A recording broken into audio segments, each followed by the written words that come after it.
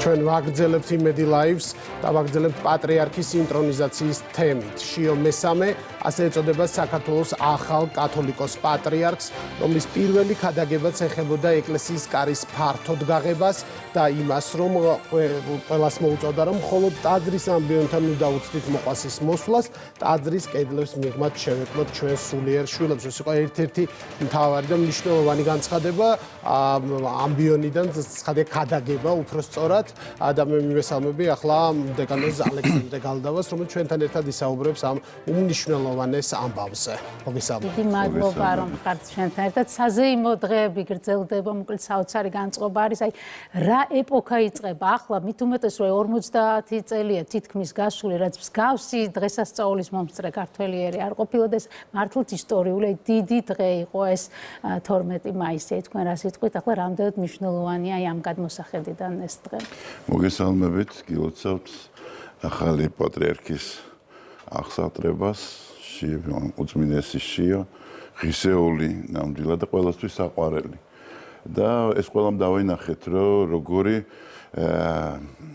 სიტყვოთი და სიყვარულით სარგებლობს ეს ადამიანი ხალხში. ანუ როგორი პოზიტიური განწყობა არის მთელს ერში, ხო, ფაქტიურად არავინ არ იცნობდა მას, ხო, მას ასე, თქვათ, ახლოს რომ ასეთი სიხარული გამოეხატა და მართლაც არ ვიცი, ცოტა ადამიანი ძალიან ალბათ მენტალური ჯანმრთელობის პრობლემების მქონეს, რომელსაც რაღაცის სიბოროტის დანახვა უნდა და ეძებს რაღაც ნაკლოვანებებს იქ სადაც არ არის. მოკლედ სიხარულის პერიოდში ვართ მართლაც, აი უწმინდესი წავიდა ამ ქვეყნიდან და გაიარა უმძიმესი გზა, მაგრამ დატოვა დიდი სიყვარული და დიდი საქმე გაკეთებული, რომელიც უკვე წასვლის შემდეგაც გრძელდება. ხო, რაღაცა მისი წასვლა გარკვეული არა დასასრულია მისი საქმიანობის, არამედ დასაწყისი ახალი საქმიანობის რა. მეუფე უწმინდესი შიო გააგრძელებს მის გზას და უწმინდესი ილია მეორე უყურებდა ხო ყველას და არჩია აი მართლაც ისეული გამგზელებელი და ბუნებრივია რომ იმ გზას გააგრძელებს საქართველოს ახალი კათოლიკოს პატრიარქი, მაგრამ საინტერესოა მისი ხედვა გარკვეულ საკითხებთან როგორი იქნება, რა მიმართულებით იქნება ცვლილებები, თუ ჯერ ადრეა ამას საუბარი. იცით რა, ჩემგან არ იქნება კარგი რომ მე ხა დავასწრო მე უწმინდეს და ჩემი აზრები გამოვთქვა, თუმცა ყველანი ნახავ დაველოდოთ და ძალიან საზრიანი იქნება მისი საუბრები. რაც უკვე მოვისმინეთ, მამა, ის რომ ეკლესიის კარი ფართოდ უნდა გაიღოს, ახლა დღეს ვერავინ იტყვის, რომ ეკლესიას მრევლი აკლია. პირიქით, ეს არის აღორძინების ხანა, ოქროს ხანა შეიძლება ასე ითქვას თანამედროვე ეპოქაში, მაგრამ მაინც მოვისმინეთ მისგან ეს გზავნილი. აი რა დატვირთვა ქონდა ამ სიტყვით? იცით რა არის, მას ეს თავის ეპისკოპოსობის პერიოდში, მიტროპოლიტობის პერიოდშიც აქვს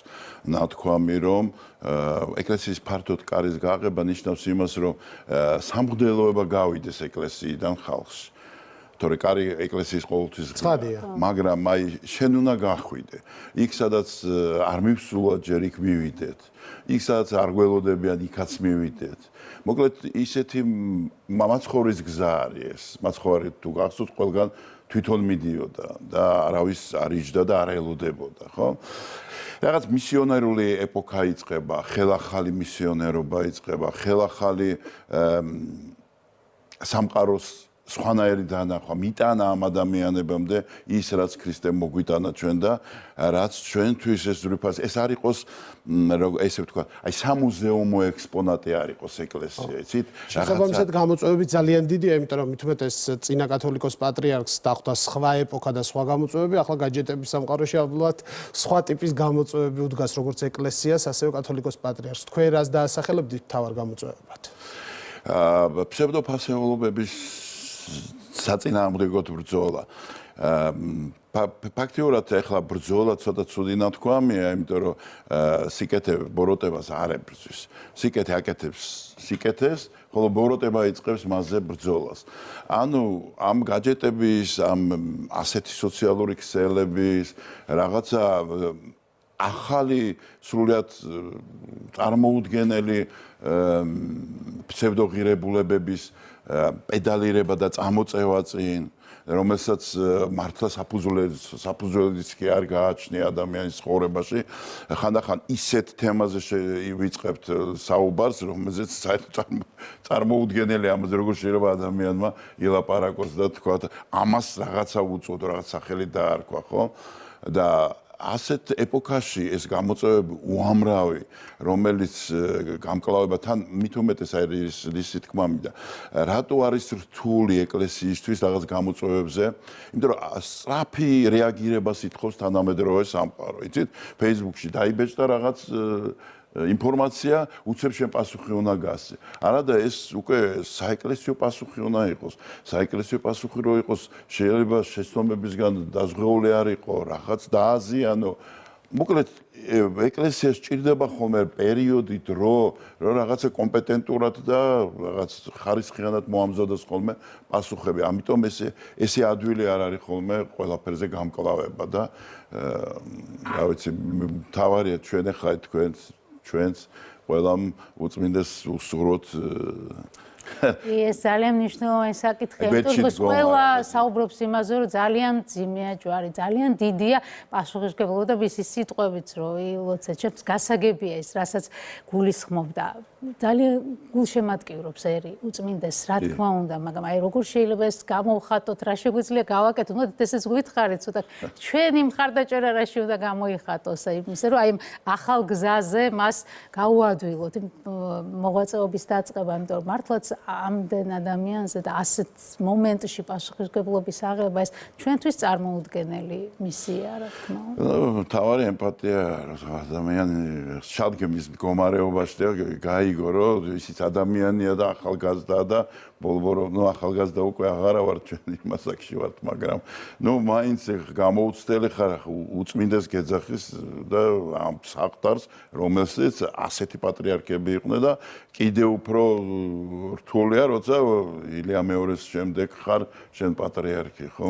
ალბათ ჩასაფრებულიც ბევრია და კრიტიკოსიც ბევრია. ბევრია, ხო და იცით რა არის, როცა ეკლესიას რაღაცნაირად ებრძვიან, არ არის ცუდი, კარგი გაგებით. იმიტომ რომ აი წყალი მყავდება, როცა ჩერდება რა და როცა მოკრის ის წყალი არის სუფთა, ხო, ან კარა. ესევე ეკლესიაშიც ვიღაცებმა არაფერი პრობლემა არ არის მაგაში. თან ეკლესია ხო თავისი არსით მაინც მებრძოლია. მებრძოლია, აბა ჩვენ არა ვართ სამოთხეში. ჩვენ ვართ აი მიწაზე, სადაც შეიძლება სამოთხეც იყოს, ჯოჯოხეთიც იყოს, საშუალო მდგომარეობაც იყოს, რაღაცა ისეთ გარემოში ვიყოთ, რომ სულ ჩვენ ბუნებაში ხდებოდეს აი ესეთი რა ვიცი, მერყეობა, სხვათა შორის თვითონ ქრისტიანობის მთავარი საკითხი ხო რწმენა ეს არ არის უბრალოდ დაწერილი კანონები, რომელსაც ადგები შეასრულებ და დაჯილდოვდები. ქრისტე ესეთ გარემოს არ გვაძლევს. ქრისტე გვაძლევს მუდმივად დამალულ გარემოს. იცით რა, საფლავში მივედით და საფლავი ცარიელი დაგვხვდა. მაგრამ დახვდა ანგელოზი, რომელმაც გითხრა, რომ უნდა ირწმუნო. და აი ესე ღიად სტოვებს მაცხოვარი, გესმით?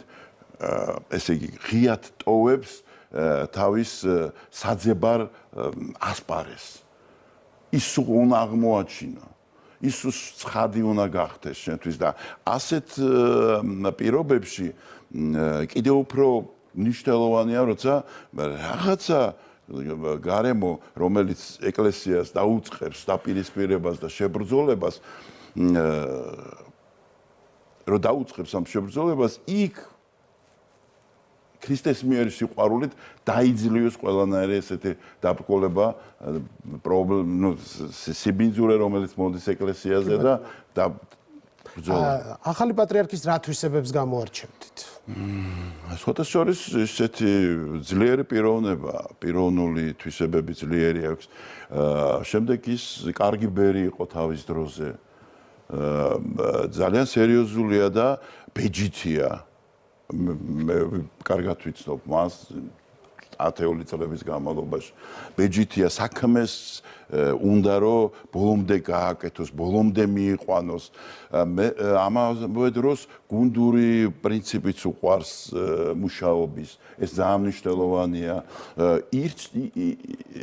რჩევებს ისმენს და არ ერიდება სხვისი აზრის მოსმენას და არ თაკილობს ამაზე. უწმინდესმადმი ღრმა მორჩილება ქონდა, რაც ურთულესი რამ არის, იცით?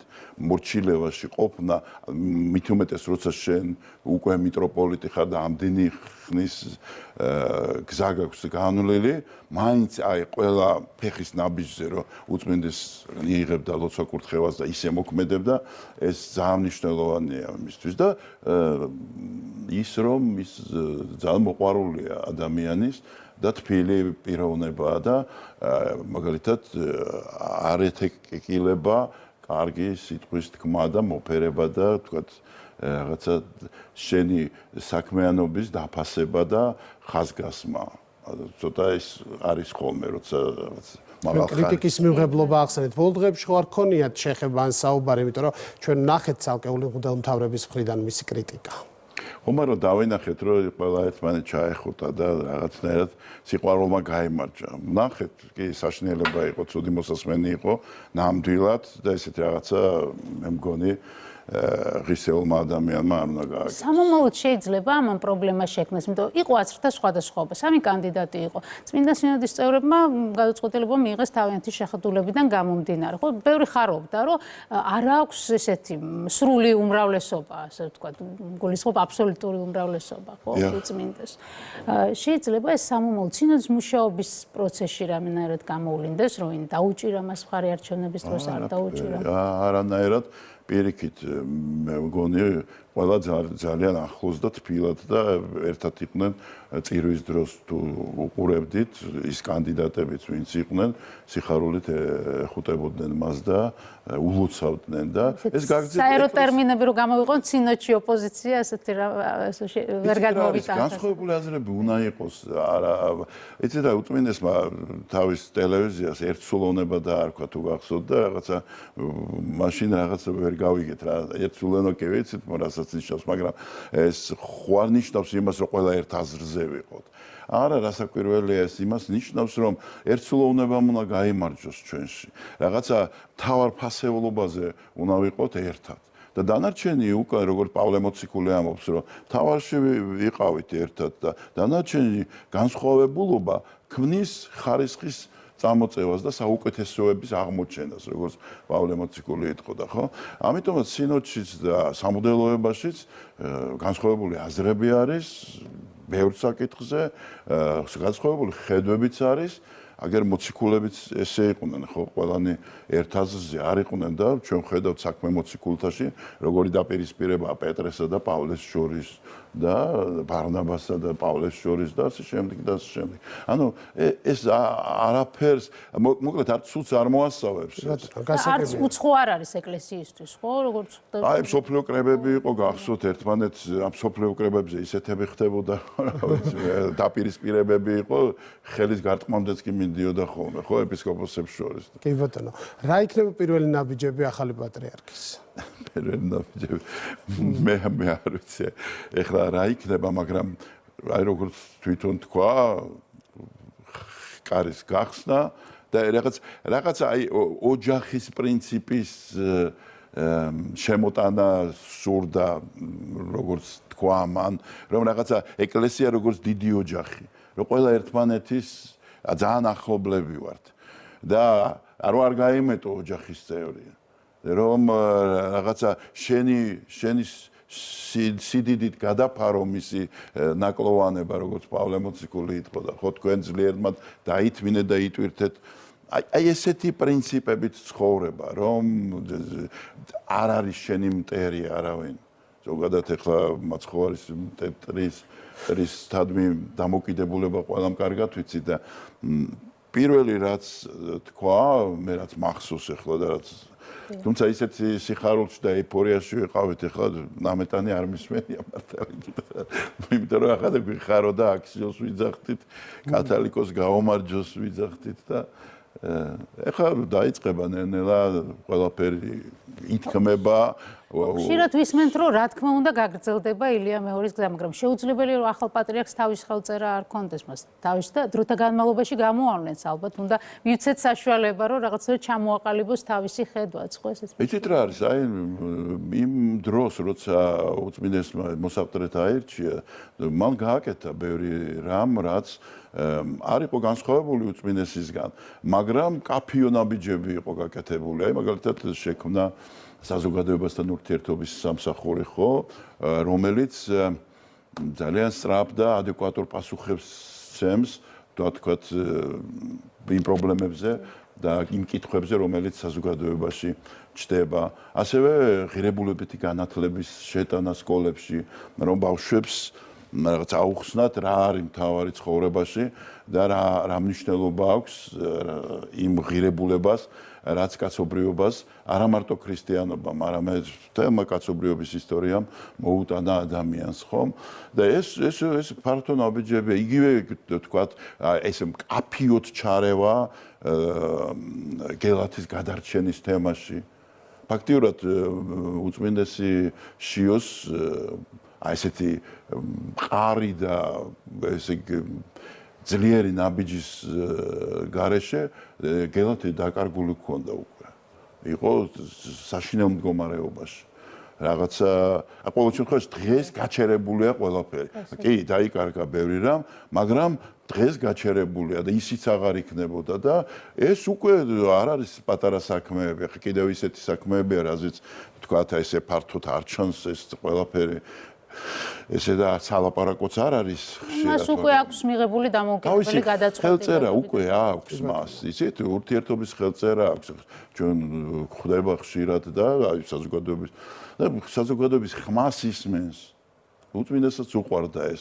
უწმინდეს იწვევდა ხალხს და თქვათ ქონდა დისკუსიები და მოსმენები მეცნიერებთან, კულტურის სფეროს წარმომადგენლებთან და უყვარდა მათთან ერთად ყოფნა. ეს უწმინდესის ღიაობა ქონდა და უწმინდესის გზას თუ გააგრძელებს, ნუ ასე კვირველია ესე იქნება. მადლობა. დეკანოზი ალექსანდრე გალდავა იყო ჩვენი სტუმარი. მადლობა გადაცემაში მონაწილეობისთვის.